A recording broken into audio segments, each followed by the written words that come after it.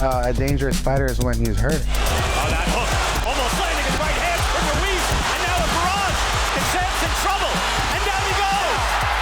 I think I stayed too much in the party life, you know? I was enjoying the win. I didn't want to really talk about this, but I'm just going to be open up with you guys. I couldn't even go out to family parties because I felt like I let my family down. I had to move on, but now I feel so much better.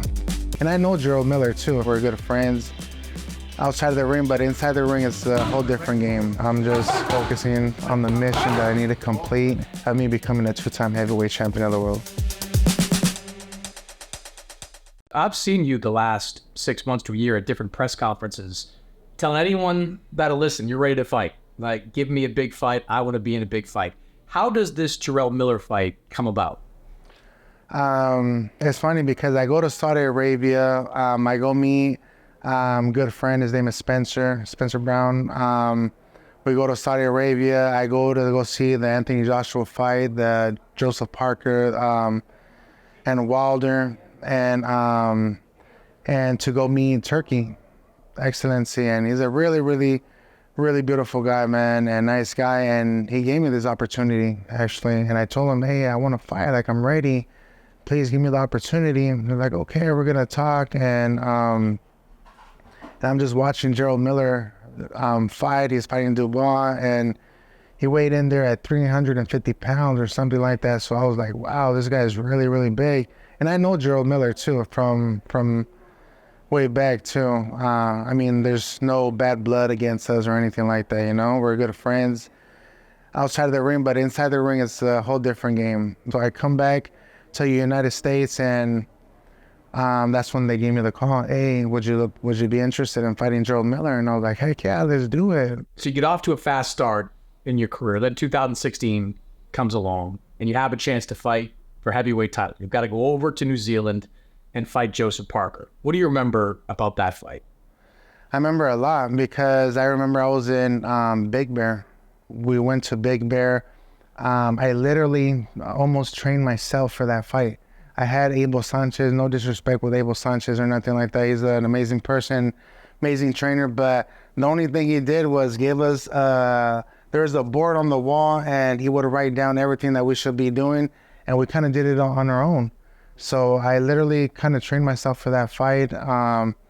The good thing is that I had the conditioning because it's high altitude, but I still win. I still feel like I won that fight, and I still feel I could have done a little bit better. So it's one of the great stories of how a person lands a fight, how you landed the Anthony Joshua fight, using modern technology, using Instagram to slide into Eddie Earn's DMs to say you're ready to go and replace Gerald Miller. When you sent that DM, did you have any hope that it would lead to what it led to? I was just hoping and praying. I was like, please God, let him answer me back. And I just told him, hey, Eddie, if you don't have no fight, if you don't have no opponent, I could be the opponent. I just won against Alexander Dimitrenko. I looked really good. I'm ready to go anytime. And I think the next day he messaged me, and my heart just dropped. I was just like, what the heck?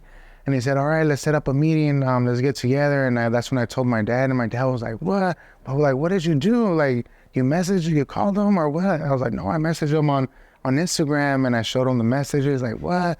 Because I would tell him for the number. And so I gave him my number. He called me, and that's when we set everything up. When you get into Madison Square Garden, and look, it's an entirely Anthony Joshua crowd in the building. All the Brits that came overseas, all the Brits that live there. Was that unlike any atmosphere you'd faced in your life? Oh yeah, I was intimidated. I was scared because you didn't see no Mexicans cheering for me or anything like that. There's only these Brits, and they go 100% for the fighter that they love, and they're just screaming their name. They're screaming Anthony Joshua's name, and I'm like, wow, like my heart's beating. I'm sweaty. My arms are shaking, my hands, and I'm like, you know what? God put me here for a reason. And this is my time. This is my time. Let's get ready to rumble! Since I lost against Joseph Parker, I didn't want the same thing to happen. So when I fought Joseph Parker, I felt like I could have done more. And when I was going to fight Anthony Joshua, I said, you know what? I'm going to give it my all. I'm going to die inside that ring. and I'm going to die trying to make my dreams come true. And that's exactly what I did. Ruiz mixes it up. Good uppercut and a hook. Puts Ruiz down. When you get hit with that left hook in the third round by AJ, and everybody in the building, I'm sure, thought that was the beginning of the end for Andy Ruiz there. When you're on the canvas, what's going through your mind? It just happened so fast. It's like a blink of an eye. It's like if you close your eyes and boom, you're on the floor, and I'm just like, what the heck? What happened? Everybody's screaming. I see everybody getting up their seats. And I'm just like, wow. And those are the punches that hurt the most, you know, the ones that you don't see, the ones that you don't see coming, and that they just hit you fast, and you're just like, what the heck happened? But as soon as I open my eyes, I'm on the canvas, and I'm just like, whoa. And I see the referee counting, so I kind of take it easy. I kind of, I was breathing for a moment until I was ready to get up, and I got up, and I just seen this big old right hand coming towards me again. Boom, he hits me. And, but that punch I saw, you know, the punches that you see, at least you could absorb it, you could take it.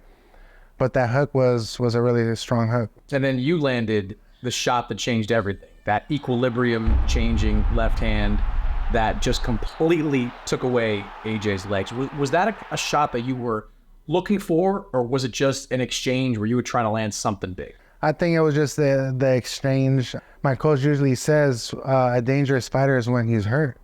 So I just went in there and I did my all, you know.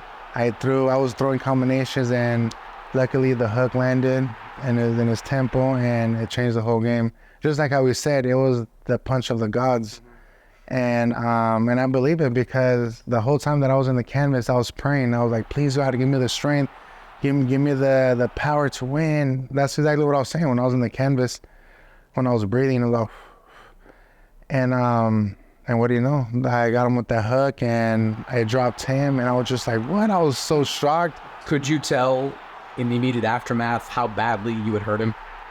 I didn't know, but if I knew, I would have gone and attacked him as much as I can. But I was still cautious. I was still trying to be ready. You know, I didn't want to get hit with anything big, because he is strong. He does hit hard. But I was just trying to be cautious and trying to be careful. So I was just getting him little by little.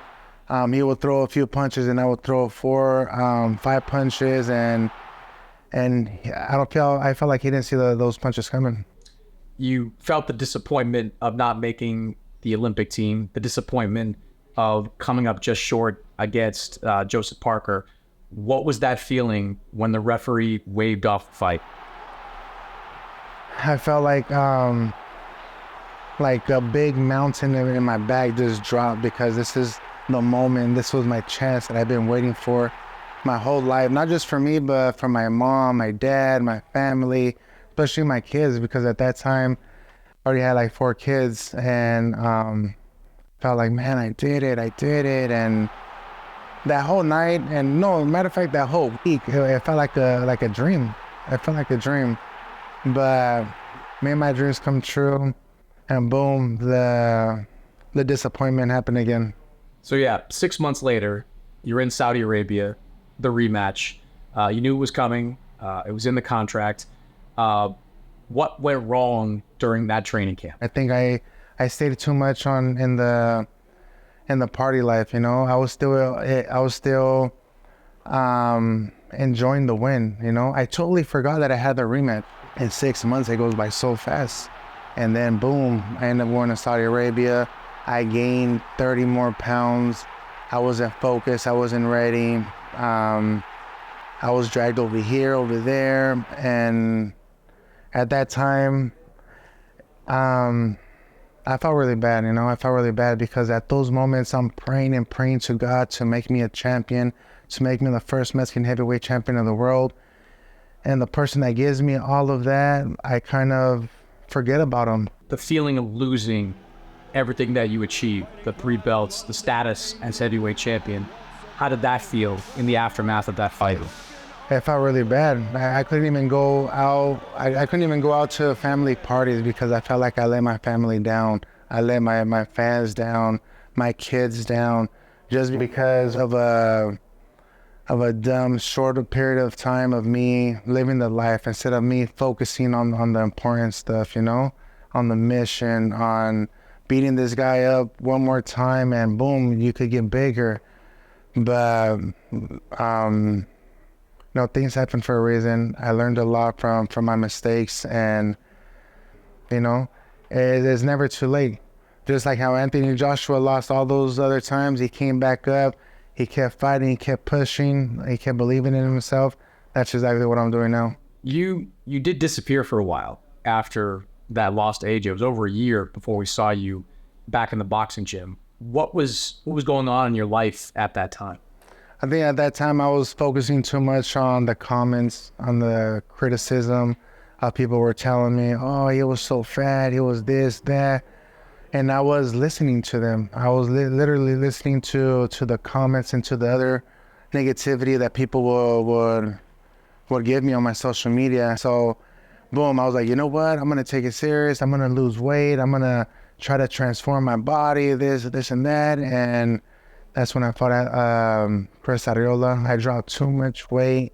I felt like I wasn't too focused on my boxing, but I was too focused on my physique, I wanted to have muscles just like Anthony Joshua, but I guess that wasn't for me. The aerial fight happens, and you're not happy, as you said, with how it went. And then there's another break in between that fight and Luis Ortiz. What was going on at that time? Now, at that time, I didn't want to really talk about this, but I'm just going to be open up with you guys. It was a breakup. Basically, I was having a lot of trouble at home, and I just wasn't focused. Even when I fought Luis Ortiz, I was arguing before I even get into the arena. I don't think nobody deserves to go inside that ring arguing with their mind not focused on the game plan and what they're doing, and fighting for like the dumbest stuff, So I felt like I had to make a change. I had to move on. I had to find myself again, and this has been going on for a long time. But now, I feel so much better. I have all the peace at home. I have all the right people around. I feel so much better. There's obviously a built-in storyline of the guy that had to bow out of fighting Anthony Joshua, fighting the guy that took his place in fighting AJ. That's a little poetic there, I guess, in a way. What do you think of that part of the story? I mean, I always salute Gerald Miller for always giving me the opportunity, because if it wasn't for him, I wouldn't have had the opportunity to fight Anthony Joshua or to make my dreams come true. I don't know if he's mad about that, but I know it was my time. It was my time to shine. How much are you in a better place now, physically, mentally, than you were the last time we saw you in the ring? Are we going to see the old version of Andy Ruiz? God willing, man, because right now I had a beautiful camp, a focused camp. I have a gym inside my house, outside of my house. So the only thing that I do is I train, go back to my house, rest, and go train again, go back to my house, train. A lot of people say like, hey, it's been 2 years. Are you scared of the ring rust that you might have? And yes and no, because when I fought Luis Ortiz, I had a long layoff too, and I felt I was pretty sharp. I know I could have done better, but I felt I was pretty sharp. But I feel I'm going to be good. I feel I'm going to be focused. I think I'm going to be sharp. I'm going to be ready. I know Gerald Miller had he's been fighting. I think this is like his third, fourth fight. So, but I'm not scared of nothing like that. I'm just focusing on the mission that I need to complete and have me becoming a 2-time heavyweight champion of the world. Andy Ruiz, see August 3rd. Thank you.